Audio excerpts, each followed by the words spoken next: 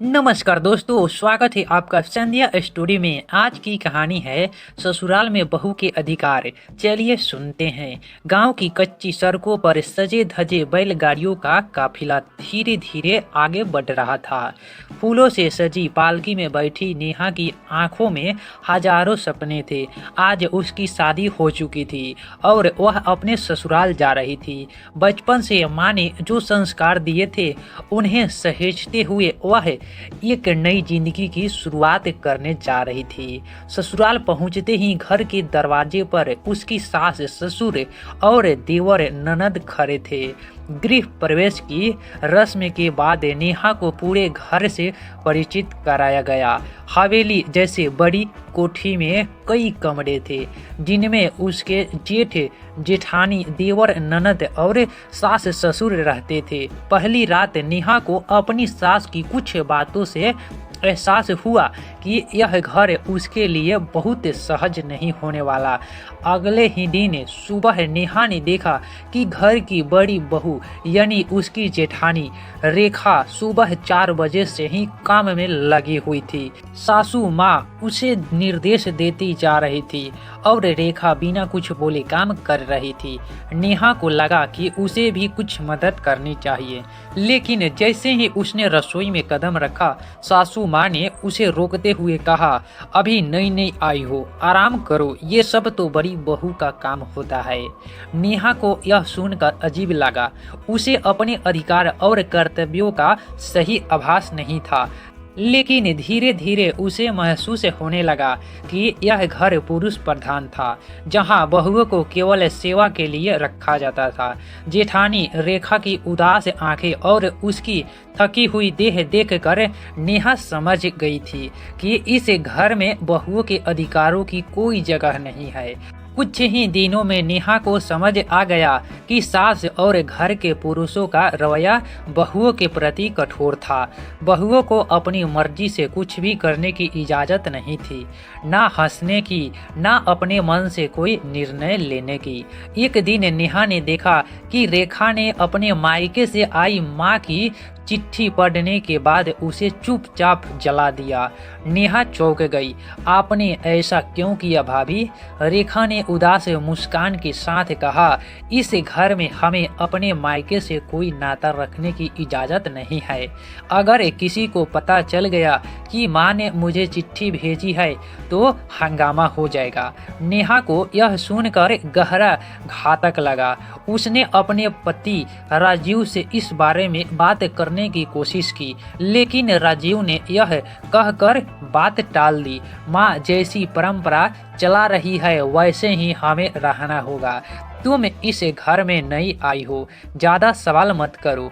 एक दिन नेहा ने देखा कि रेखा बीमार होने के बावजूद घर के सारे काम कर रही थी, जबकि सासू माँ आराम से बैठी थी। नेहा से यह सहन नहीं हुआ और उसने रसोई में जाकर काम संभालने की कोशिश की, लेकिन सासू माँ ने गुस्से में कहा, बहू तुमसे कहा था ना ये तुम्हारा काम नहीं है, बड़ी बहुओं का कर्तव्य है कि वे घर संभाले, तुम बस पति और ससुराल वालों की सेवा करो। लेकिन नेहा इस बार चुप नहीं रही। उसने शांत स्वर में जवाब दिया, माँ जी, बहू सिर्फ सेवा करने के लिए नहीं होती। अगर घर के सारे सदस्यों के कुछ अधिकार है तो बहुओं के भी अधिकार होने चाहिए। अगर मैं इस घर का हिस्सा हूँ तो मुझे भी यह तय करने का हक है कि मैं क्या कर सकती हूँ और क्या नहीं। सासू माँ यह सुनकर गुस्से से कांप उठी। पूरे घर में सनसनी फैल गई कि नई बहू ने सास से बहस कर ली है, लेकिन नेहा को अब डर नहीं था। उसने तय कर लिया था कि वह अपने और अपनी जेठानी के अधिकारों के लिए लड़ेगी। नेहा के तीखे शब्दों ने पूरे घर में हलचल मचा दी थी। अब तक किसी ने सासू माँ के सामने इतनी हिम्मत नहीं दिखाई थी। पूरे घर के लोग यह देखने के लिए इकट्ठा हो गए कि अब क्या होगा। सासू माँ ने गुस्से से कहा, बहू हमारी परंपराओं में ये सब नहीं चलता। घर में बहुओं का काम सेवा करना होता है, सवाल उठाना नहीं।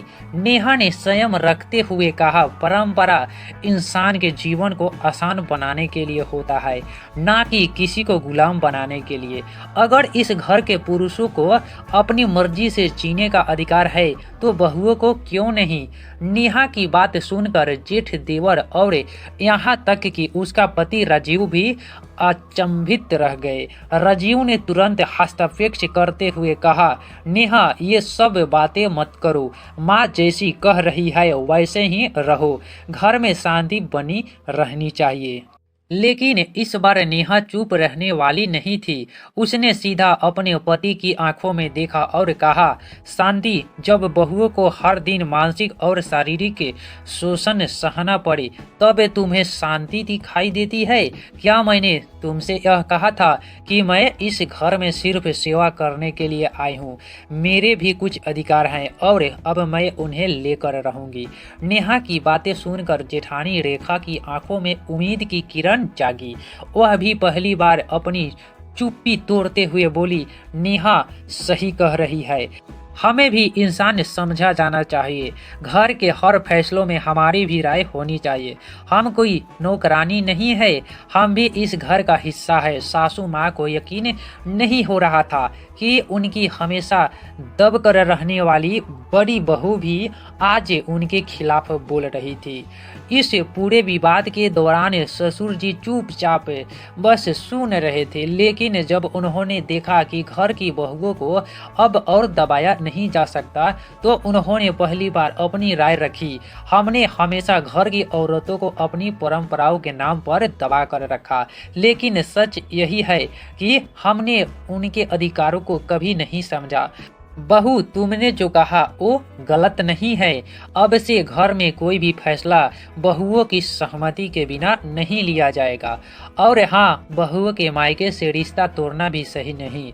सासू माँ यह सुनकर चौंक गई, लेकिन अब हालात बदल चुके थे। धीरे धीरे घर के बाकी सदस्यों ने भी मान लिया कि बहुओं को उनके अधिकार मिलने चाहिए।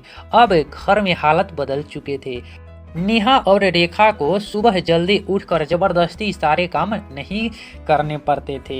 वे अपनी मर्जी से अपने काम और आराम का संतुलन बना सकती थी। मायके से बात करने पर कोई रोक नहीं थी। सबसे बड़ी बात, अब वे घर के फैसलों में अपनी राय दे सकती थी। नेहा ने सिर्फ अपने लिए नहीं बल्कि अपनी जेठानी और आने वाली हर बहुओं के लिए इस बदलाव की लड़ाई लड़ी थी। यह लड़ाई आसान नहीं थी, लेकिन उसने साबित कर दिया कि बहू सिर्फ चुपचाप रहने के लिए नहीं होती, उसे भी अपने अधिकार मिलना जरूरी।